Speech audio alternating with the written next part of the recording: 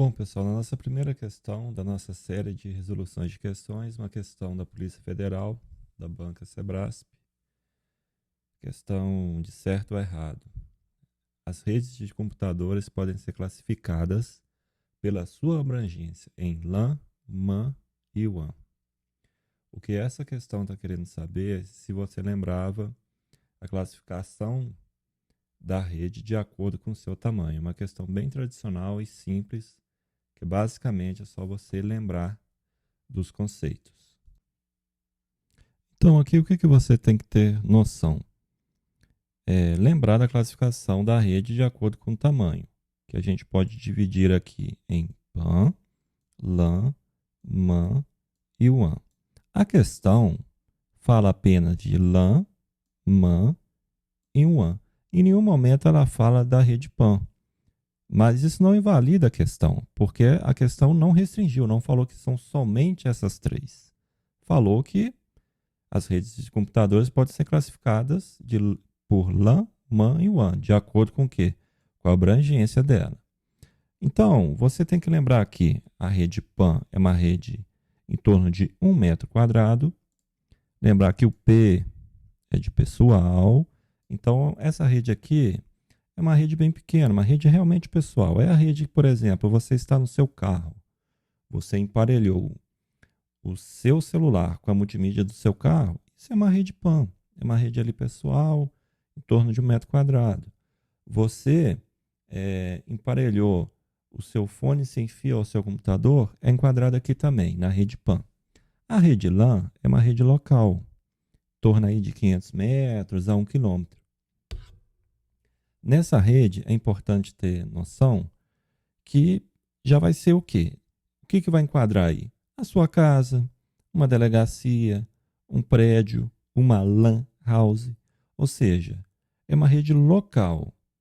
Já a rede MAN é uma rede metropolitana. Essa rede metropolitana vai em torno aí de 10 quilômetros a 50 quilômetros. Esses valores, gente, você não precisa saber para sua prova. Isso aqui é só para você ter uma noção que da rede PAN para a rede WAN, quanto mais você vai descendo aqui nessa ordem, a distância vai aumentando. Então, na rede WAN, você já percebeu que vai ser a maior rede de todas. É a rede wide. É a rede mais abrangente. Você vai conectar aqui distâncias realmente muito longas.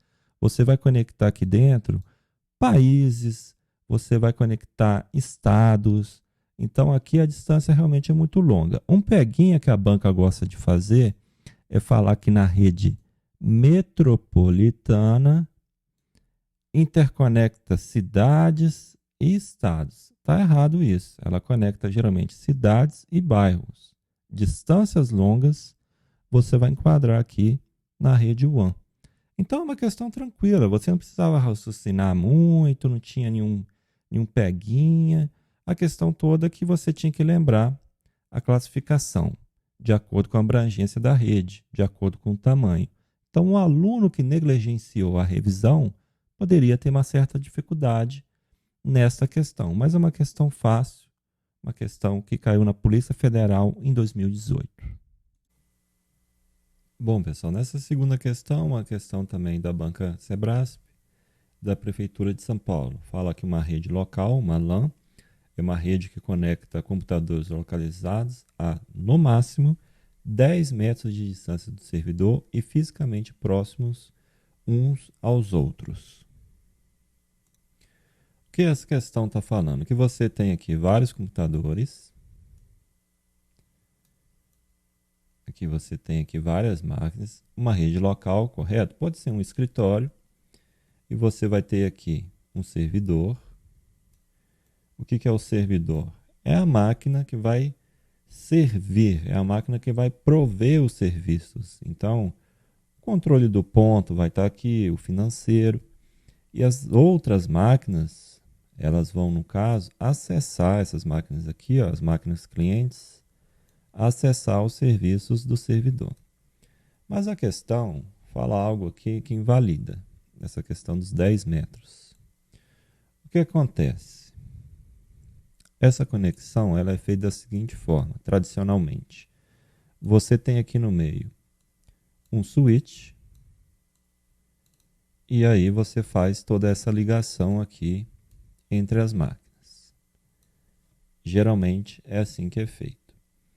Tradicionalmente o cabo UTP, até pela norma que é internacional, você vai observar que ele tem a sua natureza proporciona conexão de dispositivos até 100 metros de distância. Talvez aqui a questão tentou passar uma rasteira no candidato, né, tirando um zero aqui e tal, e colocando como 10 metros, mas são 100 metros.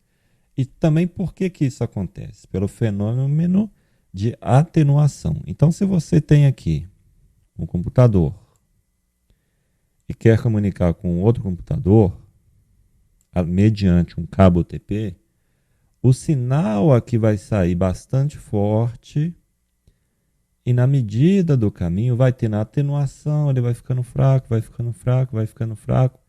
Se o computador aqui, vou nomear ele de B, estiver muito longe, você não vai conseguir fazer essa conexão, porque o sinal vai ficando fraco. Imagina a questão do rádio.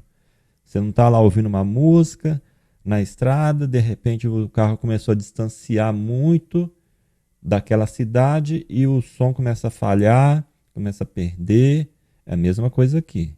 Você tem um limite, pela norma, de 100 metros. Portanto, quanto mais distante, você não tem garantia nenhuma que vai funcionar e na prática não funciona.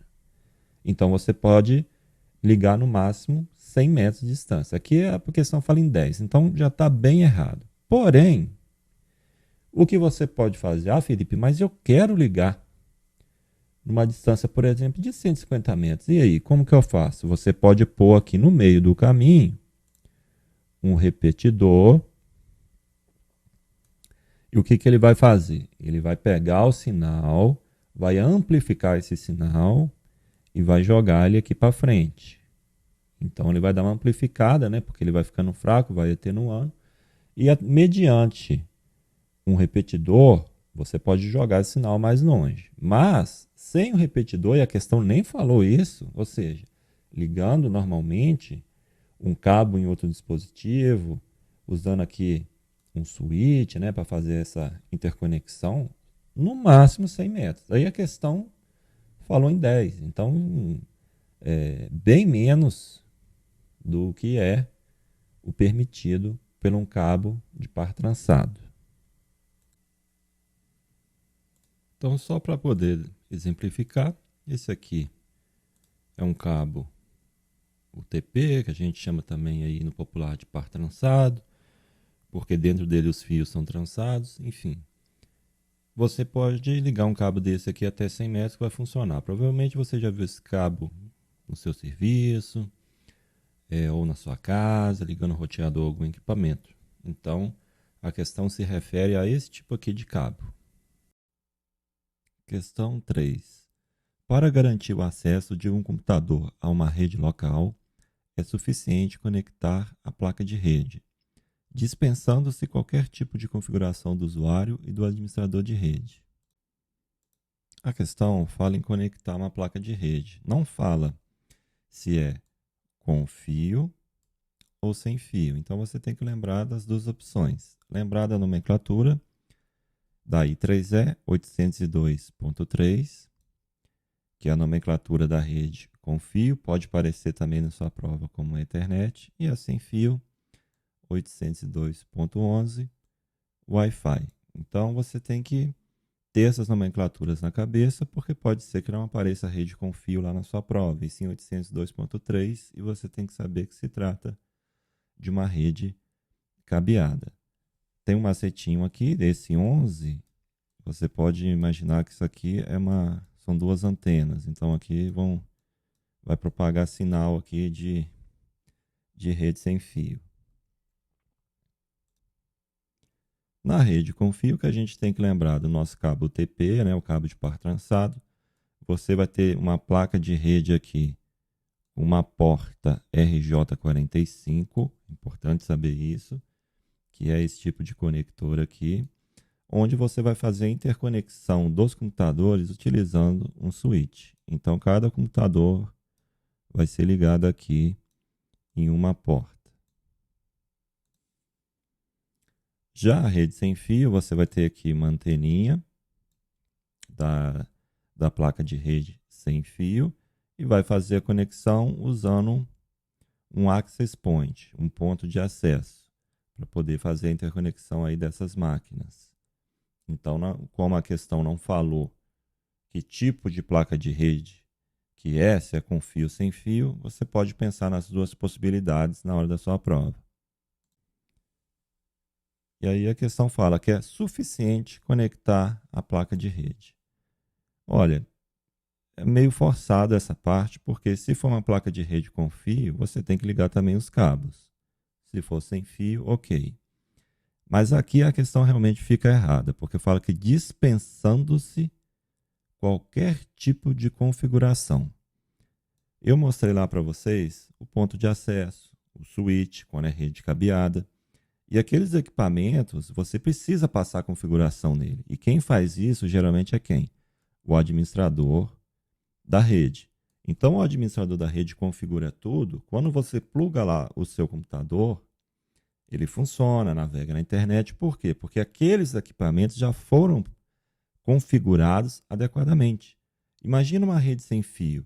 Você tem que pôr o SSID, rede tal, rede X, rede XPTO. Você vai ter que colocar o IP, você vai ter que fazer inúmeras configurações ali para aquilo funcionar. Não funciona magicamente, igual a questão está falando, que dispensa qualquer tipo de configuração. Muitas vezes, o usuário não vai fazer realmente nenhum tipo de configuração, porque o administrador da rede já configurou tudo. Então, para o usuário, ele só vai ligar o computador dele lá e vai funcionar. Mas teve lá uma equipe que configurou toda a rede.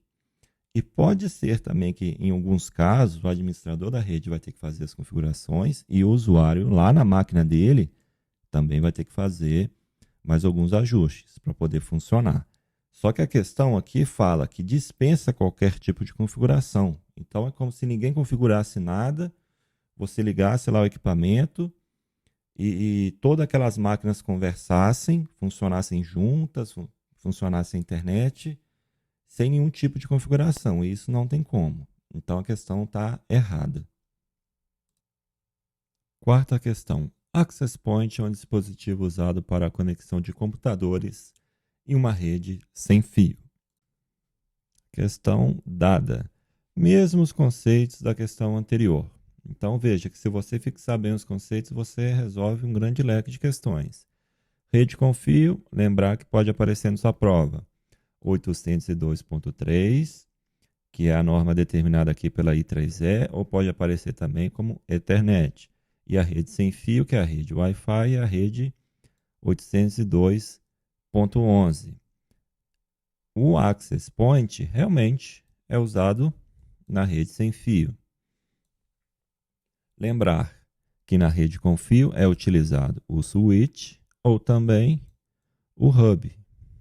Lembrar que o switch ele é inteligente, ou seja, faz a entrega para quem precisa, e o hub é burrão, ele manda pacote para todo mundo, até para quem não tem necessidade. Então, se a questão falasse, switch é um dispositivo usado para conexão de computadores e uma rede com fio, estaria certo. Ou se fosse hub, com fio, também estaria certo. Falou em access point, rede sem fio, portanto, questão correta.